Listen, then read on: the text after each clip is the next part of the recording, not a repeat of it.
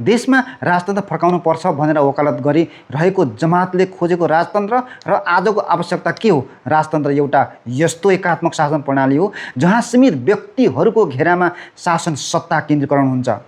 राजा महाराजाहरूले बोलेका कुरा नियम लागू हुने गर्छ। नागरिकलाई बोल्ने छुट हुँदैन, नागरिकहरूलाई प्रश्न गर्ने छुट हुँदैन। नेपाली जनतालाई रैतिक दर्जामा राखिएको हुन्छ। यही व्यवस्थालाई भत्काउन लाखौँ जनता लडेर शहादत प्राप्त गरेर ल्याएको आज हामी गणतन्त्रमा छौँ, अझ भनौँ जनताको शासनमा छौँ। यहाँ प्रत्येक नागरिकका आवाज र अधिकारको कुरामा महत्त्वपूर्ण मानिन्छ। उदाहरणको लागि पछिल्लो समय निराजन बमको मकवानपुरको घटनालाई हेरौँ। जसरी उनले प्रचण्डको तस्बिर जलायो, कल्पना गरौँ त यदि उनी राजतन्त्र हुन्थ्यो र राजाको तस्बिर जलाएको भए उहाँलाई मृत्युदण्ड या देश निकाला हुन्थ्यो। तर भाग्यवश यतिखेर उनी गणतन्त्रमा छन्।